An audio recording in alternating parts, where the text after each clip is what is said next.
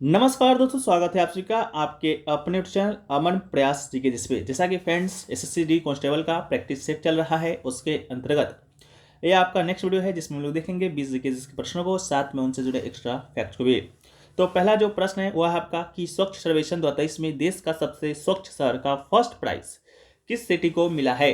तो हम लोग बात करेंगे स्वच्छ सर्वेक्षण 2023 की, जिसका जो पुरस्कार का जो घोषणा है वो आपका कर दिया गया है। कहाँ किया गया है? नई दिल्ली में किया गया है। किसके द्वारा किया गया है? तो राष्ट्रपति द्रौपदी मुर्मू के द्वारा किया गया है। ये जो आपका स्वच्छ सर्वेक्षण, ये जो आपका पुरस्कार है स्वच्छ सर्वेक्षण स्वच्छता पुरस्कार, ये आपका जो मिशन शुरू किया गया था स्वच्छ भारत मिशन, जो कि केंद्रीय आवास मंत्रालय के द्वारा शुरू किया गया था, उसके तहत ये पुरस्कार दिया जाता है, जिसकी घोषणा 2023 का कर दिया गया है। जिसमें से जो पहला स्थान पे यानी कि फर्स्ट प्राइज जो सिटी को मिला है वो 2 सिटी को मिला है। फर्स्ट प्राइज याद रखिएगा, एक सिटी का नाम तो आपके ऑप्शन में दिया गया है, एक सिटी का नाम आपका ऑप्शन में दिया गया है, एक सिटी और है, एक सिटी आपका इंदौर है और एक सिटी का नाम है आपका सूरत। ठीक है, यानी कि इंदौर और सूरत को दोनों को फर्स्ट प्राइज मिला है। इसके साथ ही सेकेंड प्राइज किसी को नहीं मिला है। थर्ड प्राइज की बात करेंगे, यानी कि थर्ड रैंक पर जो आपका सिटी है वो सिटी का नाम है आपका नवी मुंबई। ठीक है, कौन सा सिटी है? तो नवी मुंबई है। इस बात को भी आप याद रखिएगा, नवी मुंबई को आपका थर्ड रैंक मिला है।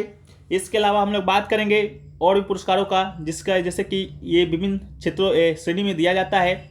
एक तो आपका हो गया कि 1 लाख से ऊपर जनसंख्या में आपका इन सिटी को मिला है, लेकिन जनसंख्या अगर 1 लाख से कम हो, 1 लाख से कम है और उसका जो फर्स्ट प्राइज है किससे मिला है, तो रैंक 1 की बात करेंगे तो ये आपका शाश्वत एक सिटी है, उसको मिला है। इसके अलावा रैंक 2 की बात करेंगे तो रैंक 2 पर आपका पाटन है, उसको मिला है। रैंक 3 की बात करेंगे तो लोनावाला है, उसको आपका थर्ड प्राइज मिला है, जनसंख्या 1 लाख से कम वाले स्थान पर। इसके अलावा बात करेंगे सबसे स्वच्छ गंगा टाउन रैंक 1 पर, यानी कि गंगा के किनारे स्थित कौन सा शहर सबसे स्वच्छ है, तो गंगा के किनारे जो स्थित आपका शहर है वाराणसी, उसको फर्स्ट प्राइज मिला है और सेकेंड प्राइज आपका प्रयागराज को मिला है। इस बात को भी आप याद रखिएगा। इसके अलावा जो हमारा नेक्स्ट जो क्वेश्चन होने वाला है वह है कि मौलिक कर्तव्य की कौन सी उपधारा स्वतंत्रता के लिए हमारे राष्ट्रीय संघर्ष को प्रेरित करने वाले उच्च आदर्शों को हृदय में संजोए रखे और उनका पालन करें के बारे में बात करता है। तो यहाँ हम लोग बात करेंगे मौलिक कर्तव्य के विषय में। तो मौलिक कर्तव्य के विषय में जब हम लोग बात करते हैं तो जब हमारा संविधान आपका लागू हुआ था 26 जनवरी 1950 को, तो उस समय जो हमारा मौलिक कर्तव्य है हमारे भारतीय संविधान में हुआ नहीं करता था। लेकिन मौलिक जो कर्तव्य है हमारे भारतीय संविधान में ऐड कब हुआ, तो ऐड यानी कि शामिल करने की बात जब की जाएगी तो ये शामिल हुआ था आपका 42वां संविधान संशोधन के माध्यम से, जो कि आपका 1976 में हुआ था, जिसके माध्यम से 10 मौलिक कर्तव्य हमारे भारतीय संविधान में जोड़े गए थे। उन 10 मौलिक कर्तव्य को जोड़ा गया था 1976 में, लेकिन वर्तमान समय में आप 11 मौलिक कर्तव्य के विषय में पढ़ते हैं और 11 मौलिक कर्तव्य भी है। तो 11वां जो मौलिक कर्तव्य है वो आपका 2002 में जोड़ा गया था, उसमें आपका 86वां संविधान संशोधन हुआ था। इसके बाद जो मौलिक कर्तव्य है वो किस समिति के सिफारिश पर जोड़ा गया था, ये भी प्रश्न आपके एग्जाम में बनता है। तो सरदार स्वर्ण सिंह समिति के सिफारिश पर है जो कि मौलिक कर्तव्य है, जो कि भारतीय संविधान में जोड़ा गया था। इस बात को भी आप याद रखिएगा। इसके अलावा कौन से देश से मौलिक कर्तव्य की अवधारणा लिया गया है, तो ये आपका यूएसएसआर जो कि अब रूस हो गया है, उस देश से लिया गया था। इसके बाद मौलिक कर्तव्य कौन से भाग में है, तो भाग 4A में है। अनुच्छेद की बात करेंगे तो 51A में है। 51A में आपका 11 मौलिक कर्तव्य है। उन्हीं 11 मौलिक कर्तव्य को उपधारा के नाम से जाना जाता है। तो आपको से पूछा गया है कि हमारे राष्ट्रीय संघर्ष को प्रेरित करने वाले उच्च आदर्शों को हृदयों में संजोए रखे और उनका पालन करे के बारे में बात करता है। तो यह बात करता है आपका उपधारा B, यानी कि ऑप्शन नंबर 1। ठीक है, जब आप 11 मौलिक कर्तव्य को पढ़िएगा तो उसमें से जो A B C D A से लेकर आपका K तक का मौलिक कर्तव्य है, उसमें से जो B आपका उपधारा B है वो कहता है आपका जो क्वेश्चन में दिखा गया है। आप लोग उन 11 मौलिक कर्तव्य को जरूर पढ़िएगा। बाकी PDF में देने का प्रयास करेंगे, PDF टेलीग्राम पे मिल जाएगा, लिंक डिस्क्रिप्शन में दिया गया है। नेक्स्ट जो क्वेश्चन है हमारा वह है कि वाइब्रेंट गुजरात समिट के 10वें एडिशन के उद्घाटन में किस देश के राष्ट्रपति चीफ गेस्ट थे। ठीक है, तो जो वाइब्रेंट गुजरात समिट हुआ है 10वां एडिशन, उसका जो चीफ गेस्ट हैं आपके यूएई के राष्ट्रपति थे। तो इसका राइट आंसर आपका यूएई हो जाएगा। आप लोग कमेंट सेक्शन में बताइएगा कि यूएई के कौन से राष्ट्रपति है या वर्तमान में यूएई के राष्ट्रपति कौन है जो कि आपका गुजरात समिट वाइब्रेंट के 10वें एडिशन में भाग लिए हैं। तो आप लोग कमेंट सेक्शन में बताइएगा। नेक्स्ट क्वेश्चन है कि डैश देशों के केंद्रीय बैंकों के द्वारा धारित विदेशी मुद्रा परिसंपत्तियां हैं। ठीक है, तो इसका राइट आंसर आपका ऑप्शन नंबर 4 होगा, विदेशी मुद्रा रिजर्व। ठीक है, विदेशी मुद्रा रिजर्व इसका आपका राइट आंसर हो जाएगा। विदेशी मुद्रा रिजर्व के अंतर्गत ही आपका विदेशी मुद्रा जो परिसंपत्तियां हैं वो आपका शामिल होता है। तो यहाँ बात हो रहा है एक देश का केंद्रीय बैंक। ठीक है, तो हमारे देश का जो केंद्रीय बैंक है वो दोस्तों आपका है आरबीआई। मात्र एक ही केंद्रीय बैंक है जिसे हम लोग आरबीआई के नाम से जानते हैं। और विदेशी मुद्रा रिजर्व का, तो विदेशी मुद्रा रिजर्व में एक तो आपका विदेशी मुद्रा संपत्ति शामिल है, इसके अलावा आपका स्वर्ण भंडार भी आपका विदेशी मुद्रा रिजर्व के अंतर्गत ही है जो कि आपका आता है।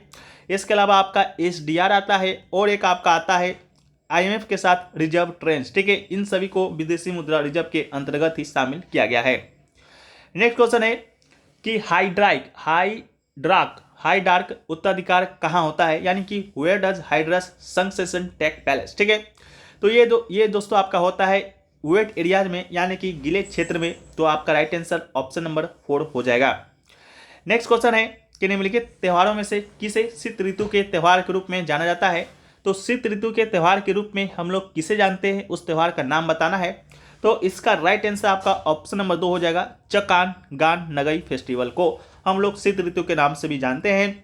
ये जो चकन नगाई फेस्टिवल है आपका मणिपुर में मनाया जाता है, नागालैंड में मनाया जाता है और असम में भी मनाया जाता है। वहाँ पर एक समुदाय रहता है जेलियांग ग्रोंग समुदाय के द्वारा। ठीक है, इसके अलावा मोत्सू की बात करेंगे तो मोत्सू जो फेस्टिवल है वो फ्रेंड्स आपका नागालैंड में मनाया जाता है।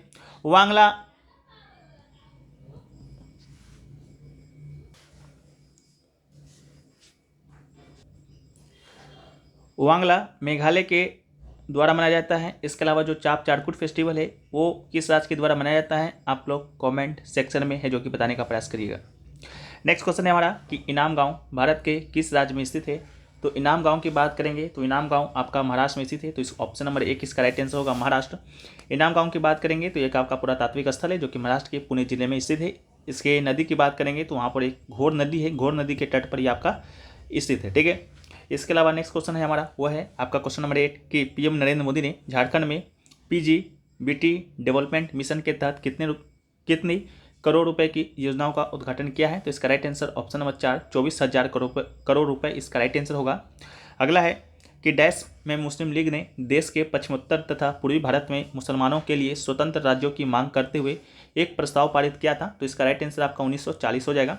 1940 में ही मुस्लिम लीग के द्वारा देश के पश्चिमोत्तर तथा पूर्वी क्षेत्रों में मुसलमानों के लिए स्वतंत्र राज्य की मांग करते हुए एक प्रस्ताव पारित किया गया था। यही जो प्रस्ताव है आपका 1947 में आपका जब भारत का विभाजन हुआ था ब्रिटिश भारत का, तो इसका कारण आपका यही प्रस्ताव है जो कि बना था। पश्चिमोत्तर यानी कि जो अभी वर्तमान में आप पाकिस्तान देख रहे हैं, पूर्वी क्षेत्र यानी कि वर्तमान में जो आप बांग्लादेश देख रहे हैं उसमें पाकिस्तान के तौर पर ही विभाजित हुआ था। अगला है कि 42वें मेडिकल एंड हेल्थ गेम्स में किस सैन्य अधिकारी ने 5 स्वर्ण पदक जीतकर रिकॉर्ड है जो कि बनाया है।